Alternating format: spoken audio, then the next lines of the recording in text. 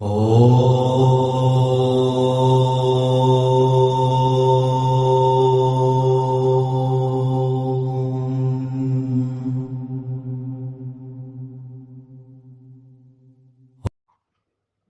सूत्र 51 से 54 तक इकट्ठा है।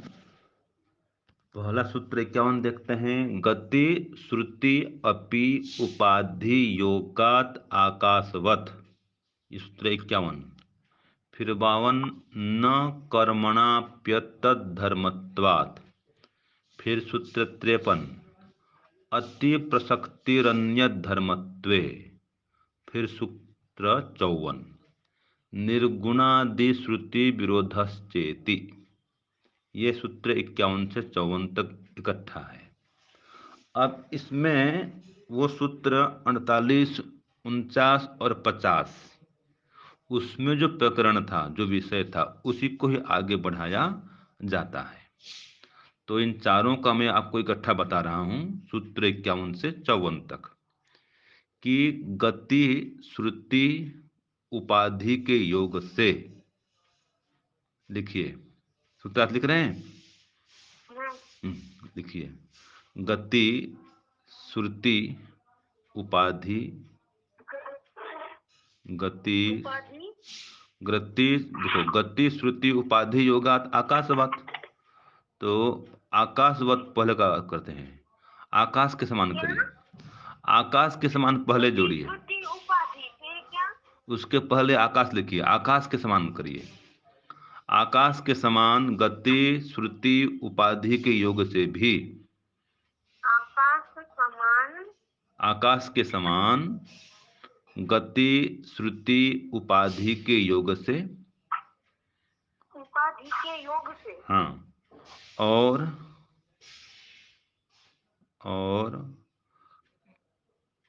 कर्म से, और कर्म से जीवात्मा का बंधन नहीं होता है। कर्म से, हाँ, कर्म से भी, हाँ। अभी खुलेगा ना, क्यों कर्म से नहीं होता बताऊंगा अभी। आत्मा का बंधन नहीं, नहीं होता है। ऐसा मानने से, ऐसा मानने से अति प्रसक्ति का दोष आएगा, अति प्रसक्ति का दोष आएगा। नहीं होता, ऐसा मानेंगे तो अति प्रसक्ति का दोष आएगा। नहीं होता, पूरा हो गया। फिर ऐसा मानेंगे तो, माने ये कर्म जो है ना, अभी कर्म से अगर इसका बंधन मानेंगे तो अति प्रसक्ति का दोष आएगा, अर्थात अन्य के धर्म का फल अन्य को भोगना पड़ेगा। कर्म से बंधन मानेंगे तो मानेंगे मानेंगे तो अन्य के धर्म या अन्य के कर्म का फल, अन्य का धर्म अथवा अन्य का कर्म, ठीक है, अन्य का धर्म अन्य अथवा के कर्म का फल अन्य को भोगना पड़ेगा।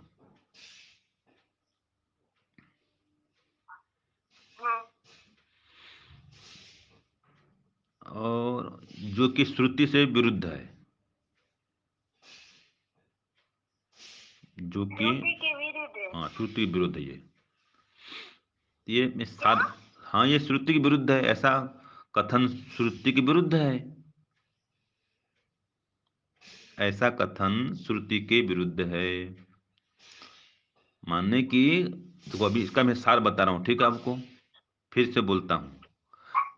आकाश के समान गति श्रुति उपाधि के योग से जीवात्मा का बंधन नहीं होता है, और न ही कर्म के कारण से जीवात्मा का बंधन होता है, क्योंकि कर्म उसका धर्म ही नहीं है, वो तो अहंकार का धर्म है।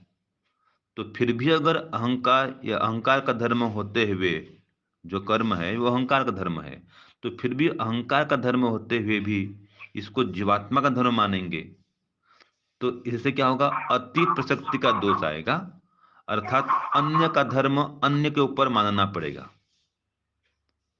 अर्थात फिर बोलता हूं, अन्य के कर्म का फल अन्य को भोगना पड़ेगा, जो कि श्रुति से विरुद्ध है। ये इसका भाष्य का अर्थ भी है, इसका सूत्र का अर्थ भी है। ठीक है जी, ये भाष्यार्थ भी हो गया, सूत्रार्थ भी ये हो गया। क्योंकि इसका जो भाष्य है हमारे मत में तो ठीक नहीं है जो भाष्य किया गया है। क्योंकि पहले हमने पढ़ लिया, गति माने परिणाम पढ़ लिया हमने, तो हमारा जो भाष्य है वो परिणाम के ऊपर चलता है, और इसका भाष्य गति पर चल रहा है कि पाप कर्म गति, वो गति, वो गति, और ये सब गति तो हम स्वीकार नहीं किए।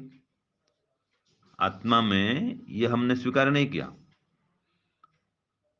तो इसलिए वो विषय लागू नहीं होता, जो भाष्य का विषय है वो हमारे ऊपर लागू नहीं होता है। तो जो हमने किया अभी वो सूत्रार्थ भी है और वो भाष्य का अर्थ भी है। ये हमारा पूरा हो गया, ठीक है। अब ये तो पूरा हो गया जो हमने दिखाया था। अब ये जो कह रहा है इसको भी थोड़ा पढ़ लेते हैं, ठीक है। और हाँ जी, और हाँ आ रही है आवाज। हाँ कट रही थी। हाँ, तो हमारा तो पूरा हो गया, ठीक है। अब फिर भी इसमें जो अब इसकी जो मान्यता है वो भी हम देख लेते हैं कि गति श्रुति अस्ति। गति श्रुति क्या है कि असुरिया नाम ते लोका अंधन तमसा वृता तांस्ते। कहाँ से शुरू हुआ है? ये ऊपर में जो है ना भाष्य जी, ऊपर में गति श्रुति का हाँ बता रहा हूं मैं। या खलो तद विषय अधमा गति, जो अधमा गति है ना, इसकी जो अधम गति है, अधम गति, इसकी बात चल रही है कि असुरिया नामते लोका अंधेन तमसा वृता तास्ते प्रत्यभिगच्छन्ति ये के चात्म हनो जना। ये अधम गति है। श्रुति ऐसा कि जो ओ, आत्महंता लोग होते हैं वे मरने के बाद में अंधकारमय लोक में जाते हैं। ये तो आत्महंता। आत्महंता मन जो आत्मा के विरुद्ध काम करते हैं, शुद्ध आत्मा के विरुद्ध काम करते हैं, अनिष्ट काम करते हैं, पाप काम करते हैं, तो वही आगे ने कहा पापे ने पापम लोकम नहीं थी। कोई पाप कर्म करता है तो पापमय लोक में जाता है। और साथ उपाधि ही उपाधान। पर इसमें यजुर्वेद का भी लिखा है ना कि हाँ, दांते प्रत्यापि गच्छन्ति एके तस्महो जनाः। ये जो वेद का मंत्र है, ये तीसरा मंत्र है 40वें अध्याय का। तो यजुर्वेद में भी इसी गति के बारे में है ना? वो विषय अलग है, वो जो कहा गया है, उसकी चर्चा यहाँ पर नहीं है। वो कहीं का कहीं फिट कर दिया गया है, वो विषय अलग चल रहा था, और ये जो बंधन का विषय है वो अलग चल रहा है। तो इसलिए इसको मैं आपको बता रहा हूं। लेकिन हमने तो गति का अर्थ अलग कर दिया ना, हमने गति का अर्थ परिणाम दे दिया। अब ये जो गति का अर्थ कर रहा है वो अलग कर रहा है, तो इसकी चर्चा हमने तो की नहीं सूत्रार्थ में, ठीक है ना। हमारा विषय अलग हो गया इससे, इसका विषय अलग चल रहा है, ठीक है। हमने क्या अर्थ किया था गति का, परिणाम अर्थ क्या था, वो अर्थ पूरा हो, अब वो अर्थ भूल जाएंगे।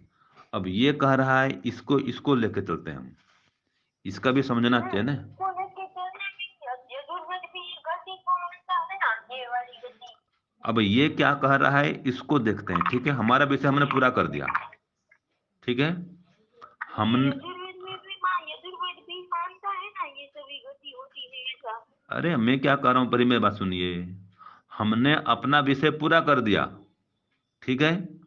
हमने जो अर्थ किया था गति का अर्थ परिणाम, कि सड़ना गलना आदि विकार आत्मा में नहीं होता है।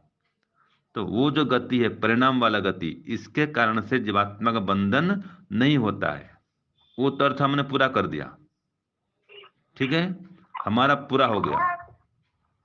अब ये जो कह रहा है, अब सुनिए मेरी बात को पहले, मैं जो कह रहा हूं वो सुनिए पहले, प्रश्न बाद में पूछना आप। ये जो कह रहा है कि असुरिया नामते लोका अंधन तमसा वृता तास्ते प्रत्याभिगच्छन्ति ये के चात्म होनो जनः। तो जो आत्मा के विपरीत काम करते हैं वे अंधकारमय योनि में जाते हैं, माने कीट कीट पतंग आदि बनते हैं। और कहा भी गया है पाप ने पापम लोकम नहीं थी, जो व्यक्ति पाप कर्म करेगा वो पाप लोक में जाएगा, ठीक है जी। तो ये तो ठीक है, ये जो कह रहा है ठीक है, ये ठीक कह रहा है, ये इसमें कोई आपत्ति हमें नहीं है। लेकिन जो बात चली थी जो आत्मा के बंधन का कारण, कि बंधन में क्यों आया, वो हमारा विषय चल रहा था। और वो गति को हमने स्वीकार ये कह दिया गति कारण नहीं है, इसने ये कहा ना सूत्र में कि गति को कारण नहीं माना उसने। और अभी भी कह दिया गति कारण नहीं है, ऐसा कह दिया आपने। जब गति कारण नहीं है तो कौन सा गति कारण नहीं है? वो परिणाम वाला गति कारण नहीं है। अब ये तो गति कारण बनेगा ना जी। सकाम कर्म करेगा, पाप कर्म करेगा तो बंधन में तो आएगा। तो ये तो फिर इसके बाद में टकराव हो रहा है। सूत्र ने कह दिया कि गति के कारण से बंधन नहीं होता है, और इसमें कह रहा है कि गति के कारण से बंधन होता है। तो अब हमको गति का अर्थ बदलना पड़ेगा ना।